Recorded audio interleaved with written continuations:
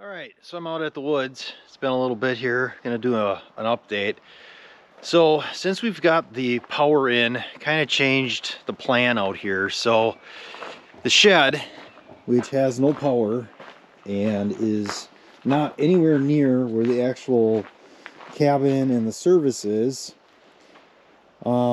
just don't like running it off a generator. So I got a stupid idea that we were going to try to run it through the woods here. So what I did was I basically cut a path from here to the service. So we'll just walk this out.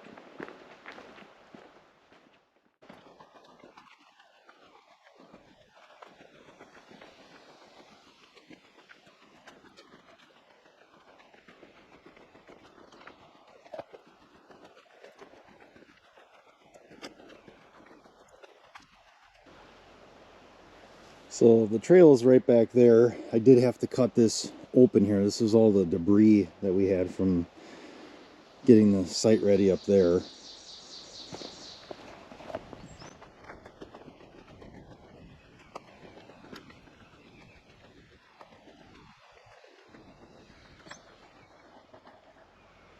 All right, so here is where the service is.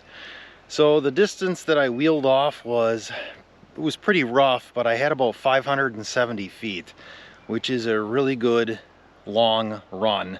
And did some calculations, and I think we can do it depending on how many amps we want at the shed.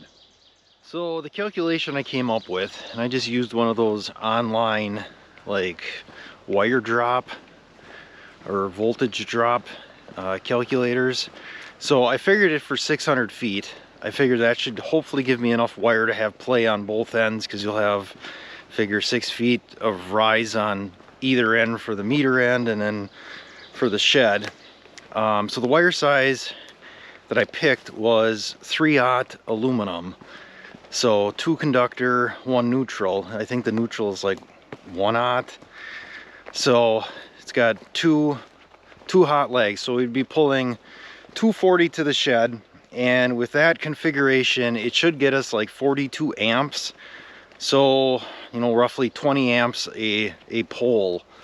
So that should be more than enough for the shed. Even if you're running lights and you break that off, you got, say, a 15 amp circuit for your lights. Lights are going to be nothing if they're LED. So that should be enough. It should be enough for if you got a 220 air compressor, it should start that no problem. Shouldn't have any issues with voltage drop. The only issue you do have is that if you want to plug the 30 amp camper in, you can't, because that 30 amps is all on one leg. The camper is not a 220 30 amp, it's a single pole 30 amp, and that's for the air conditioner or whatever. So that's really the only thing. Otherwise, shouldn't be an issue. So definitely gonna have to rent a trencher to get in here and trench it in. I think the cable is like 1,500 bucks. So way cheaper than putting in another service and paying another monthly meter fee, that's for sure. I could upsize it to 4/0, but honestly it doesn't get you enough to make it worthwhile. I was like, well, maybe if I could get like 60 amps, you know, the 30 amps on each pole, but that's, I think to get that wire size, it's either like a 250 or 350, and then you're talking gobs of money for that. So I'm gonna try the 3/0, and 3/0 I believe is pretty typical for a 200 amp service, you know, but we're only going to be pulling the 20 amps or whatever for outlets and stuff like that. So in order to do that, there's a few things we got to do. So it's going to come in around here. I took the shortest point possible, so I'm hoping between the window and the end of the wall, that's where I want to bring the wires up to, or the cable. But I had to do some work in the shed, so that's what I've been working on today, and we'll take a look at that. All right, so I shut the generator off and the radio and everything so you could kind of hear a little bit better. Otherwise I had everything running out here. So we've been working on the ceiling. We got two runs of Blandex, and I've kind of been jumping around. I wanted to get the ceiling done, but now I'm kind of like, well, the power's in. It'd really be nice to get power out here so I'm not running a generator all the time. So in order to do that, I gotta get this wall framed out. So the first thing I did, and this is what I was working on today, is getting in this 1.5" foam insulation here. So I got this, actually it's tucked back behind the post, so when we're done, this post should be encapsulated.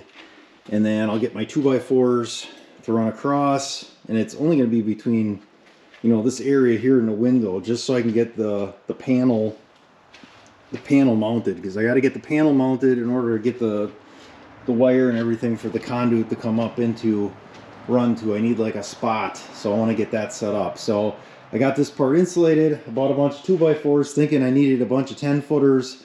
I'm not going to need any 10-footers there or above the window, so I might frame out that wall as well, since I got the stuff out here and I'm worried about it warping.